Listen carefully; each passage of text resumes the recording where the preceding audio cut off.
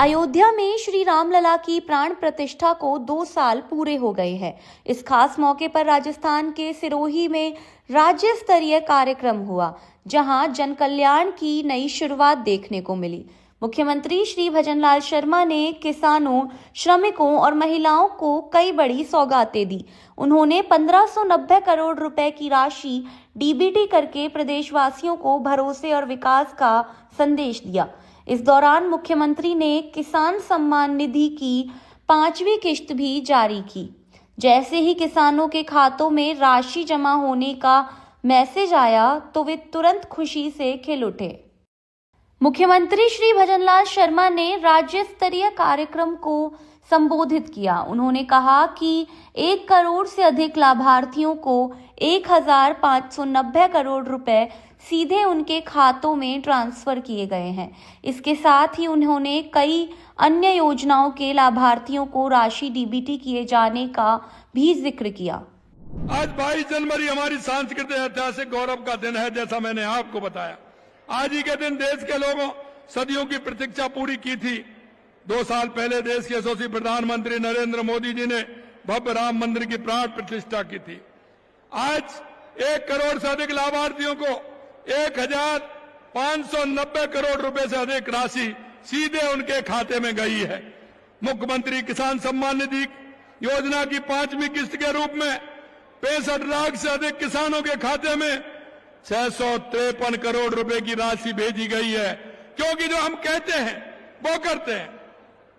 हमने हमारे संकल्प पत्र में कहा था कि हम किसान को, देश के यशस्वी प्रधानमंत्री नरेंद्र मोदी जी किसान सम्मान निधि देते हैं, लेकिन हमारी सरकार भी देगी। उसी तरह से हम भी हमारे किसानों को सम्मान निधि देने का काम कर रहे हैं। समर्थन मूल्य पर खरीद के लिए 10,000 किसानों को 240 करोड़ रुपए भावांतर राशि, जो भाव का अंतर होता है, उसकी राशि देने का काम किया है। मुख्यमंत्री दुग्ध उत्पादन संबल योजना के तहत 4 लाख पशुपालकों को 50 करोड़ रुपए भेजे हैं। मैं माता बहनों से कहना चाहता हूं, यह उनके खाते में गए हैं, क्योंकि जो माता बहनें डेयरी से जुड़ी हुई हैं और उनके जो पैसा जाता है 5 रुपए लीटर, उसमें हमारी सरकार देती है। उसकी भी डीबीटी आज हमने उन महिलाओं के और पशुपालकों के खाते में दी है। फसल खराबे से प्रभावित 5 लाख किसानों को 327 करोड़ रुपए से अधिक राशि दी गई है। मुख्यमंत्री रसोई गैस सब्सिडी योजना के 30 लाख से अधिक लाभार्थी बहनों के खाते में 75 करोड़ रुपए भी आज हमने देने का काम किया है। प्रधानमंत्री आवास योजना के 19,000 से अधिक लाभार्थियों को 100 करोड़ रुपए की राशि दी है। 1 लाख से अधिक निर्माण श्रमिकों को 100 करोड़ रुपए की राशि भी हमने डीबीटी की है। 40 करोड़ रुपए कृषि उपकरणों का वितरण किया गया। मैं सभी लाभान्वितों को बहुत बहुत बधाई देता हूं। प्रदेश भर में 23 जनवरी से प्रत्येक गिरदावर सर्किल पर ग्राम उत्थान शिविर लगाए जाएंगे। मुख्यमंत्री ने इन शिविरों का लघु वीडियो फिल्म के माध्यम से शुभारंभ किया। मुख्यमंत्री ने प्रदेशवासियों से आह्वान किया कि वे इन शिविरों में जाएं और सरकारी योजनाओं का लाभ लें। भाइयों बहनों, हम चाहते हैं कि प्रदेश का एक भी किसान सरकार की जन कल्याणकारी योजनाओं के लाभ से वंचित नहीं रहे। इस सोच के साथ हम किसान भाई बहनों को सरकार की विभिन्न योजना के बारे में जागरूक कर रहे हैं और इस योजना का लाभ उन सब किसानों तक पहुंचे। इसके लिए कल 23 तारीख बसंत पंचमी है। कल से हम गिरदावर सर्किल पर ग्राम उत्थान शिविर लगाने का काम हमारी सरकार कर रही है।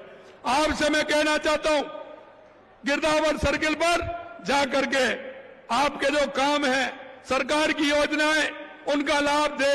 हमारे प्रदेश का किसान पूरी तरह से ले। इन शिविरों में तारबंदी, डिग्गी, पाइपलाइन, फार्म पॉन्ड, फव्वारा, ड्रिप, प्लास्टिक, मल्च, सौर पंप जैसी सरकार की कल्याणकारी योजनाओं की स्वीकृति दी जाएगी।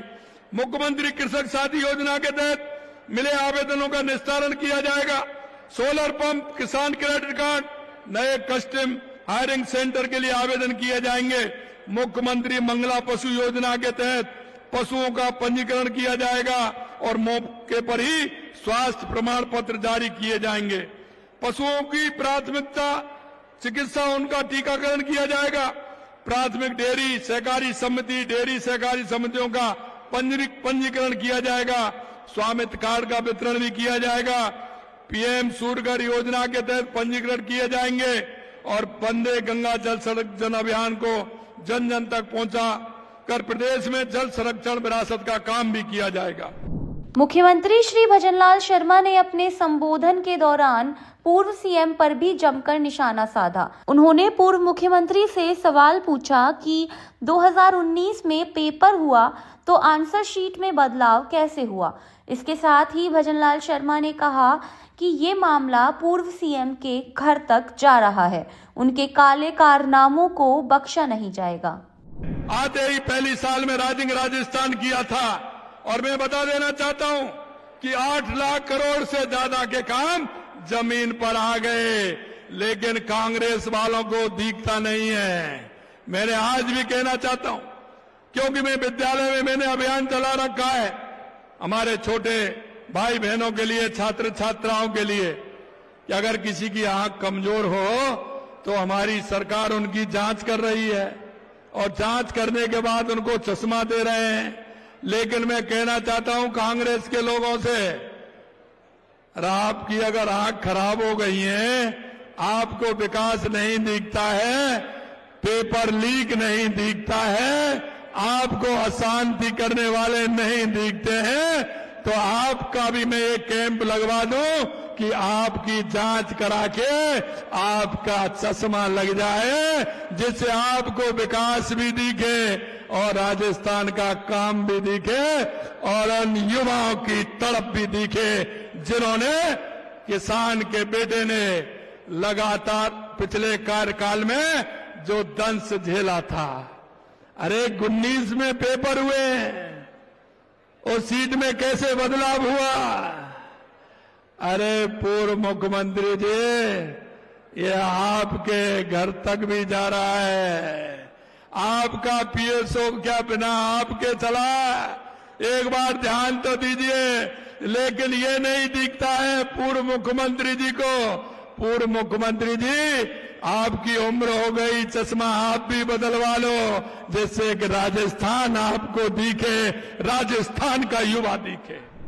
मुख्यमंत्री कार्यक्रम स्थल पर कृषि प्रदर्शनी में भी पहुंचे। उन्होंने सहकारिता, पशुपालन, एफपीओ, प्रगतिशील किसान, कृषि उद्यमी और एग्री स्टार्टअप्स की स्टॉल पर कृषि यंत्रों व उत्पादों का अवलोकन किया। इस कार्यक्रम से मुख्यमंत्री ने श्री रामलला की प्राण प्रतिष्ठा की द्वितीय वर्षगांठ के पावन अवसर पर जन कल्याण और सुशासन का संदेश दिया। उन्होंने दिखा दिया कि जब नेतृत्व ईमानदार और कर्मठ हो तो प्रदेश में विकास की नई इबारत लिखी जा सकती है।